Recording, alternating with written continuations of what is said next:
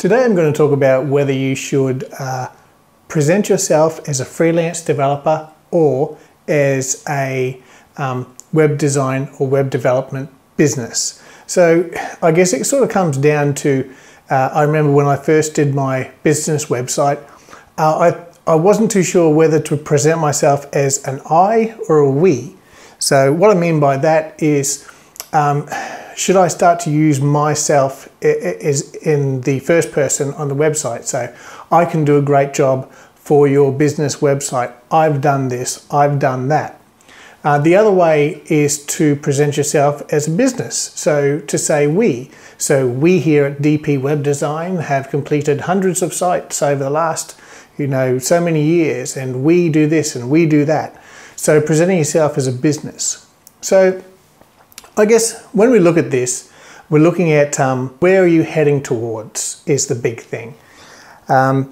If in 10 years' time you see yourself as a web development company or a web design company and you have staff, you have employees, and you will be eventually a we, then I think it's probably a good idea to start off as explaining or describing yourself as we, as a business entity that has more than just one person working for them, which is yourself.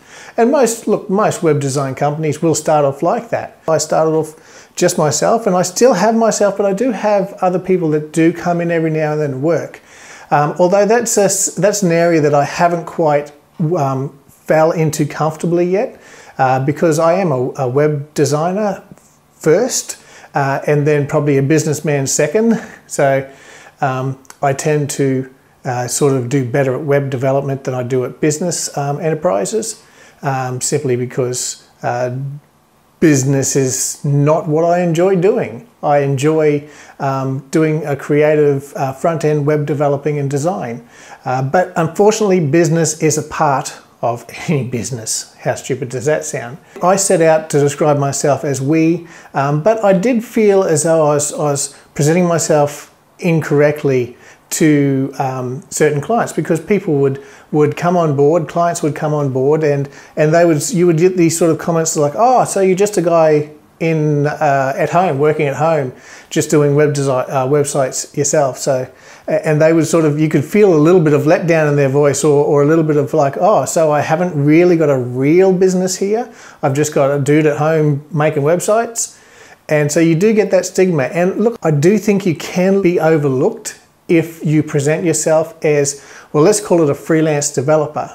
So if you do give yourself a title of freelance developer, I think you will start to get overlooked a little bit by bigger businesses. And I do feel as though this has happened to me in the past, that I was in a company that had employees working at a office apartment somewhere in the city central, because that's the sort of people that they're used to dealing with. So some bigger companies feel more comfortable dealing with those sort of businesses. I also think that calling yourself a freelance designer or freelance developer is more of an industry term. So you're really just saying to other people in the industry, like, I'm a freelance developer, you can hire me to do this job, you can hire me to do that job. More so than, say, somebody that's a business owner and they might have just like a fishing shop or something like that, and they don't know what a freelance developer is. They can have a fair idea because you have freelance photographers and they might know the term, but they still won't know exactly that a freelance developer will do exactly the same job as a web designer or a web developer. So I think it's a good idea to start off calling yourself a web design business or a web design company and grow into that rather than calling yourself a freelance developer. But look, I have had some comments that being called a freelance developer is, some people feel more comfortable working with a freelance developer than they say do a bigger web design business. So it's all got to do with your clientele, and I guess it's got to do with how much of clientele you will get from being a web design business, referring to yourself as a web design business, or how much you'll get referring to yourself as a freelance developer. Now, the way I look at it is it's pretty simple. People will not search for freelance web designer. They will just search for web designer, web developer. I want a website done. I'm going to search for a website developer. I'm going to search for a web design company. So I think to summarize that really you're going to call yourself what you want to grow into. If you just always want to be a freelance developer and you want to keep that industry term for yourself so that you can get hired by other designers, developers, coders, whatever, then yeah, go for the name freelance developer. But I think if you want to do just a business at home, you know, one guy, maybe a friend comes over every now and then to help out, then treat yourself as a company and present yourself as a company, because people feel already more comfortable dealing with what they would think would be an established company. Now, I do get a lot of phone calls as well, and people asking, how long have I been around for and how long will I stick around for?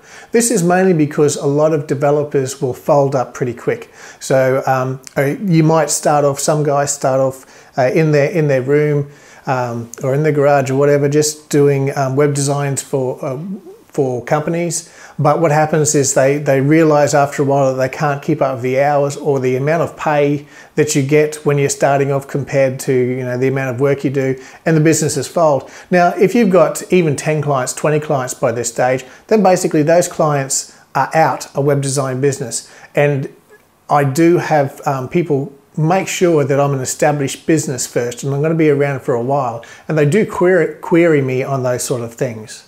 So always make sure that you present yourself as an established business that is around for the long haul. And because, look, I tell you, I have clients that have been with me ever since the start.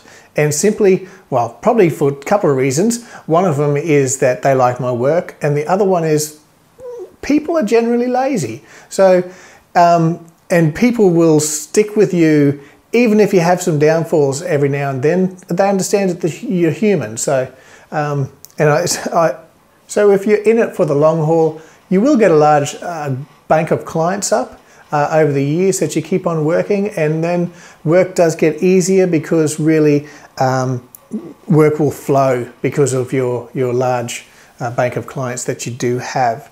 I think on average, I would only get something like about probably anywhere from 6 to 10 new websites a year. So I don't actually do too much new work, but I'm busy all the time because I've been in it for a long time, and I have a lot of existing clients that know my work. And you may not hear from these clients for a few years, but all of a sudden they'll come back, and they'll come back with another project or another business sideline they're starting. So stick with it, treat your clients good, and you'll have no worries running a business like this.